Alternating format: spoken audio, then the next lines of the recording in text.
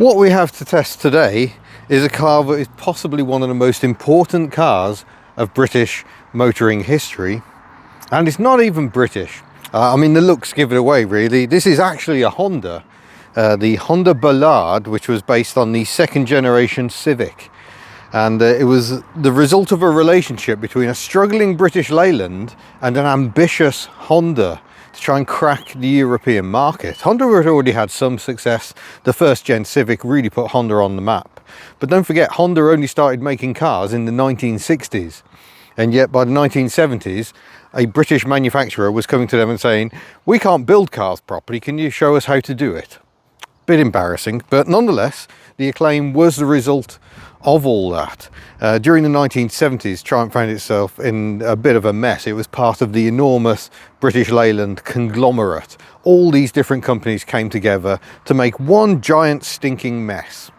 It wasn't quite the consolidation it needed to be, and the result was the unions didn't like the managers, the customers didn't like the cars. It was all a bit of a disaster area.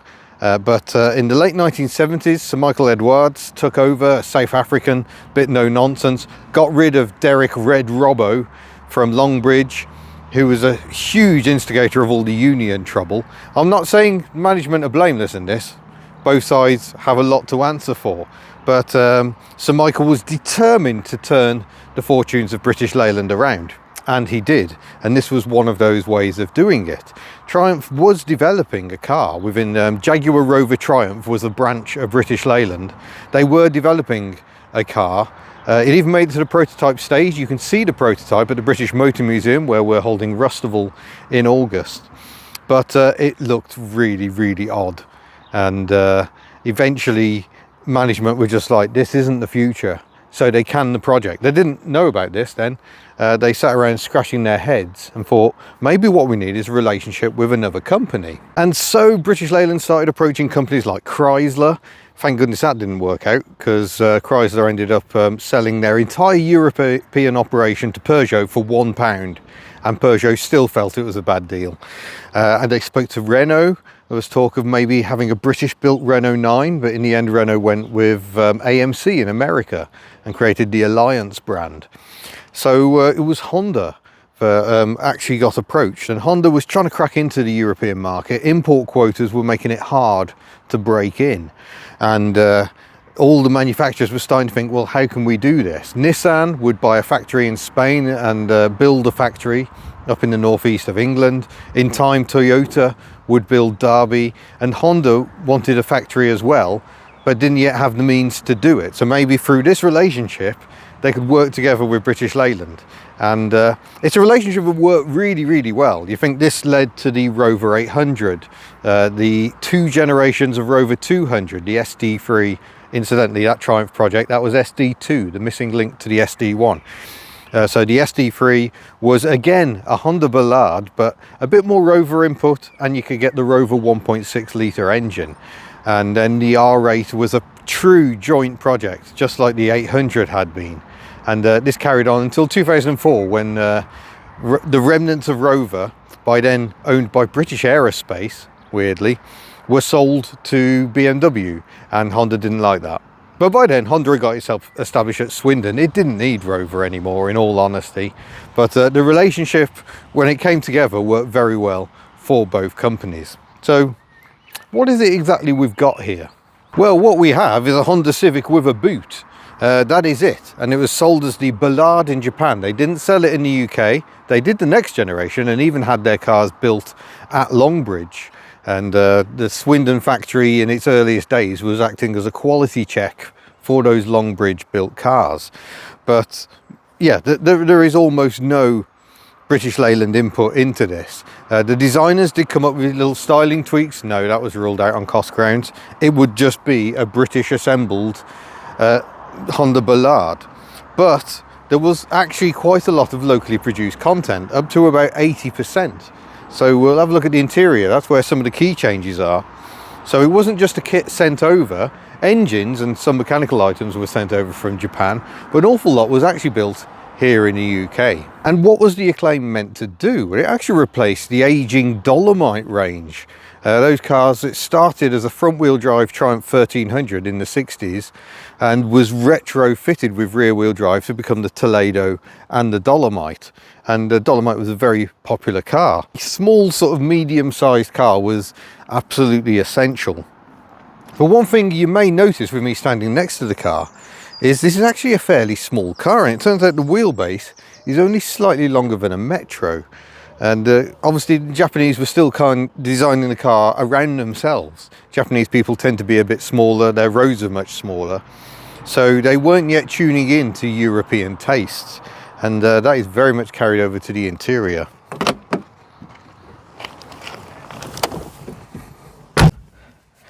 Yes, despite the Triumph logo somewhat stuck to the steering wheel, this is an unmistakably Japanese dashboard, but the controls fall really nicely to hand. We've got right hand indicators as you would have had in the Dolomite.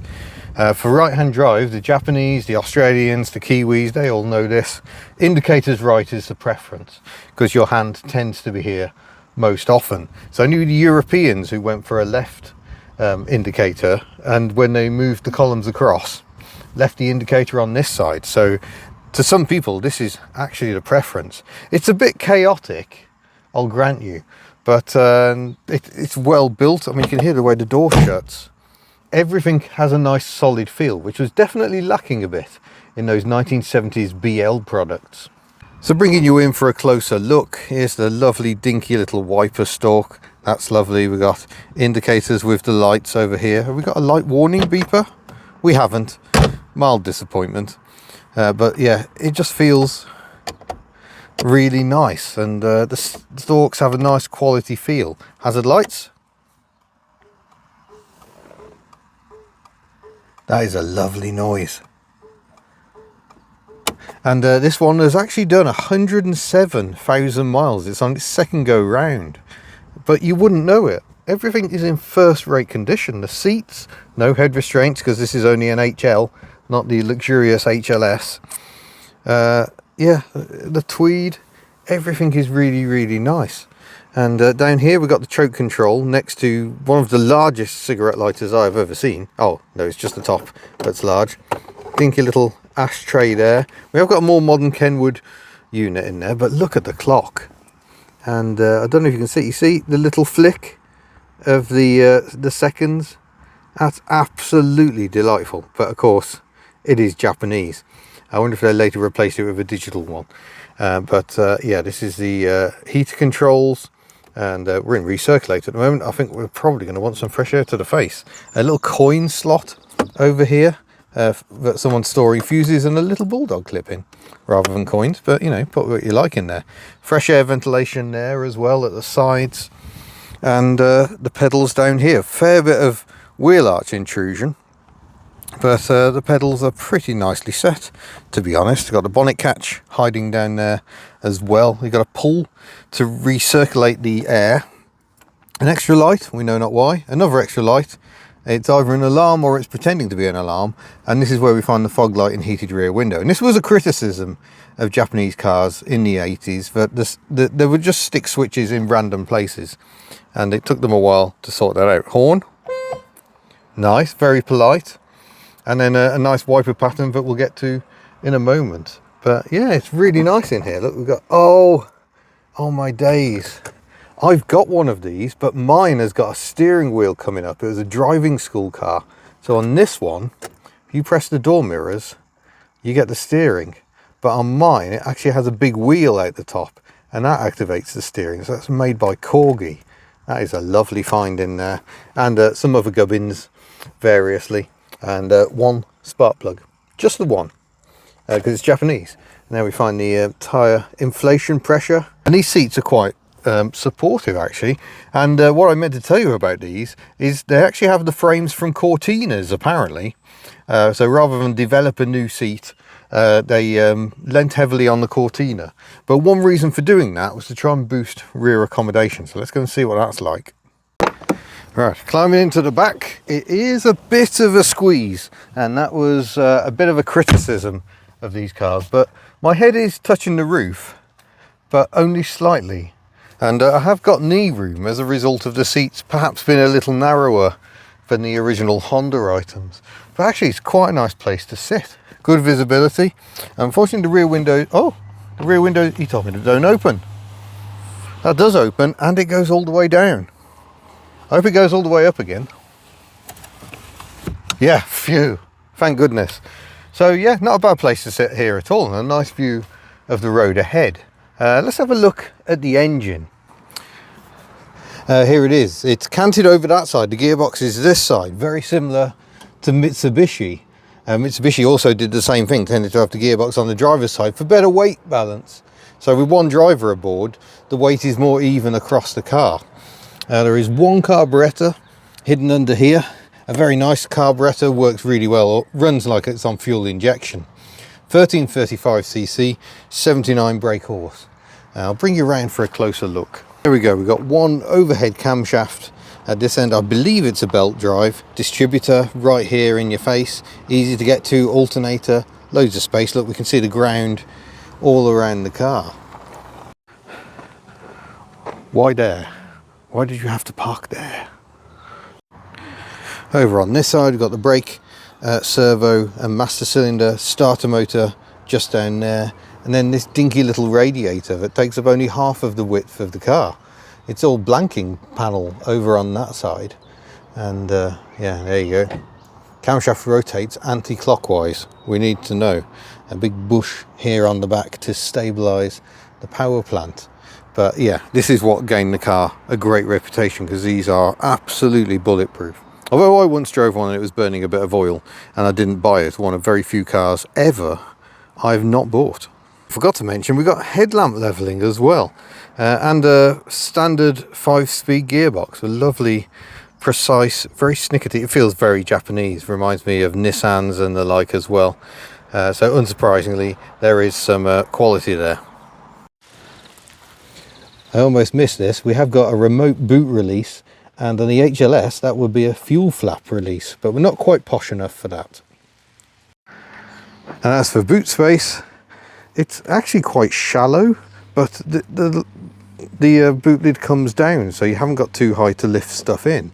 That is quite unusual for the time. There's my backpack, and you see it's pretty close to the top. But this is actually one of the original tyres, Grand Prix Goodyear tyre. So that was originally fitted to the car.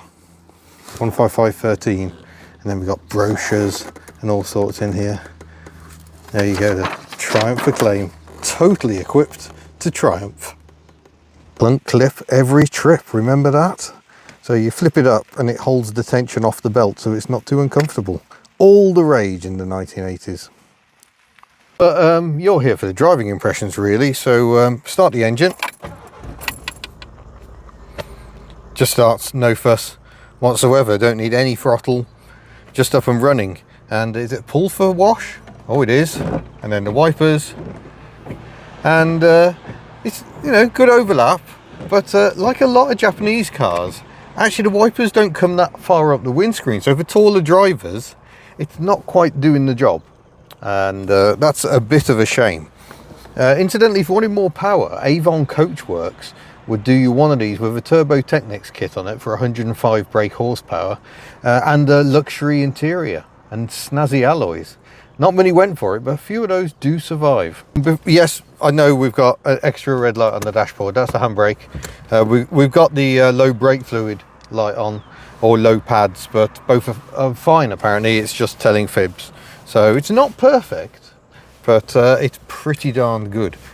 And we'll take her out on the road and I can show you what it's like. Lovely light steering. This car only weighs 860 kilos or thereabouts, so it's quite a light car really, with 70 brake horse. So the steering is no problem at all. The indicator noise very quiet and almost a bit too polite, you can barely hear it.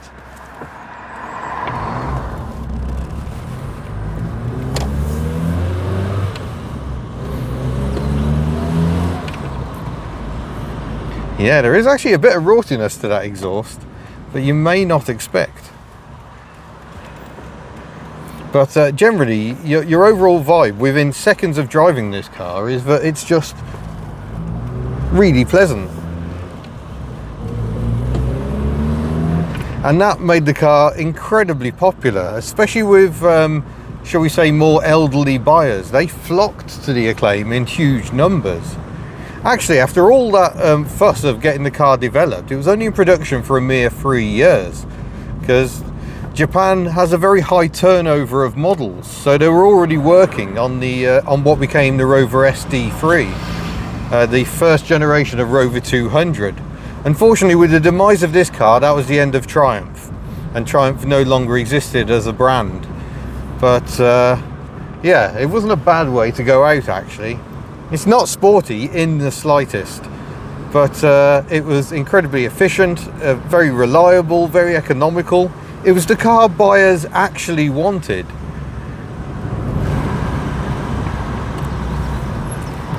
Around the bend, it just handles nicely, rack and pinion steering.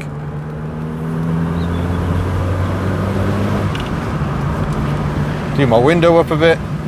Obviously, we've still got the passenger one open. It isn't electric, so I can't really do it on the move. So we're going to have some noise because it's a very hot day. But yeah, it just handles nicely. It feels a little underdamped. There's a bit of bounciness.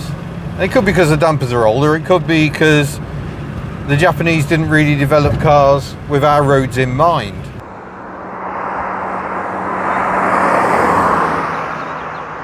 That would be a problem way into the 80s and arguably even into the 90s. Japanese cars just too firmly sprung and damped for UK roads. It took them a while to get it right. But I mean, it's just a pleasant car to drive. The gear change is lovely, really direct. The brakes work nicely. It's not bucking or jerking, it pulls so cleanly. It's a very pleasant car indeed. But when the entirely different to look at SD3 came along, that was available with the same engine.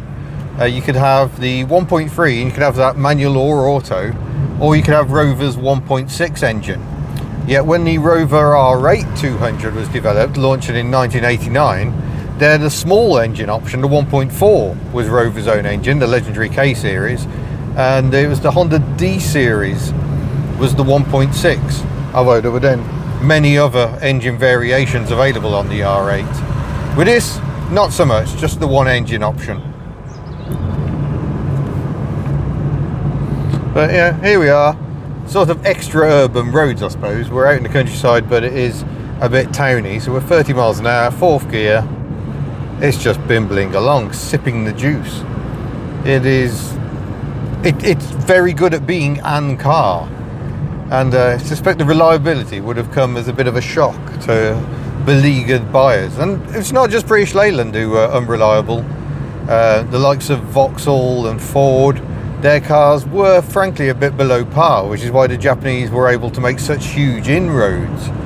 It's one of the key differences. We've got the Chinese manufacturers trying to get through the door, and perhaps their quality control isn't always the best, but the Japanese, they knew a thing or two about quality. Honda famously developed motorbikes first, Soichiro Honda, and then branched out into cars. But there was a feel to Hondas that is very distinctive, and this has it. So it's a very Japanese feeling British car because it's a very Japanese British car. It's arguably not a British car at all. Open her up a bit.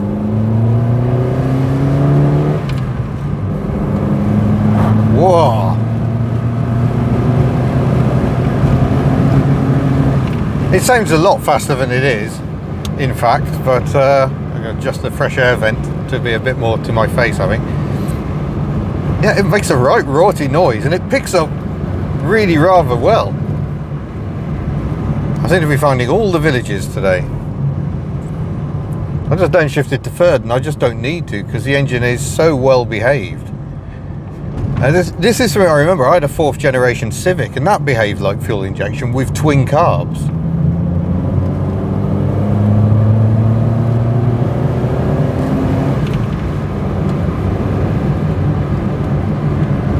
Yeah, there's a bit of body roll, but I'm a 2CV, I don't mind that. Yeah, it is not hard to see why these became so popular. With a 5th gear as well, it just meant that cruising was no problem at all. We haven't found a straight enough section of road to find out what it'd be doing at motorway speeds, but 55 miles an hour doing just over 2,500 revs, so I'm going to say probably quite relaxing.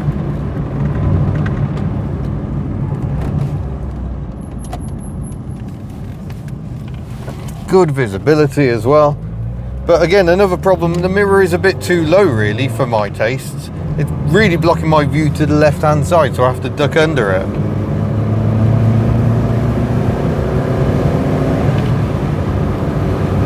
But I think what really surprises is the fact this car's done 107,000 miles.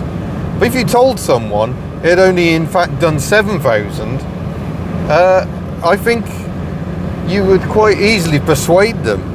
There's so little wear anywhere, and it feels really taut and together. Yeah, we're just hitting just below 3,000 revs at 60 miles an hour. It's very relaxing in a way a lot of cars of this era just aren't. Keep in mind it's only a 1.3 litre engine as well. It's only a lot more relaxing than a Citroën GSA, which would have been a direct rival. Imagine you could have the insanity of a Citroën GSA, or this that just gets on and does it, and lets you actually reach parts of the engine bay.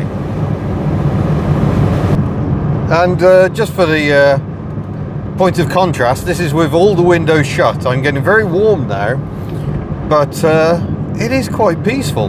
There's a bit of wind and road noise, but again, it compares very favourably with its class competitors, I think. So I think the Acclaim does two things very well. A, it's very good at being a car, but B, it also reminds us that actually British workers with the right management and right approach can actually build a car properly. The quality is just, nothing's rattling in here, everything feels really well put together. The Triumph was built at Cowley in Oxford, which wasn't Triumph's traditional home. That was Canley in Coventry, but that was where capacity was at the time, because I think Cowley was building the Maxi, which was sort of getting phased out around the time these were in production. It's just a little bit of clutch judder if I'm being really picky, but yeah, the steering doesn't need to be power assisted. The weight of it is lovely. It doesn't ever get too heavy. This is yeah, it's a quality motor vehicle. So there we go then, the Triumph Acclaim. It may not be as British as mighty oak trees and cricket, but it helps save Rover. Even if that company would ultimately fold in the end, it was kept alive by cars like this, and it proved that we could build cars when the management actually let them build cars properly, and when cars were actually designed to be assembled. That was a key failing with British Leyland quite often. But I hope you've enjoyed that little insight, and thank you very much for watching. Don't forget you can head to the Hubnut store, where we've got various support options, channel memberships and the like. Look in the description below. But otherwise, thank you for watching. We'll see you in a future video. Farewell. Yeah, I mean, they could have tried a bit harder.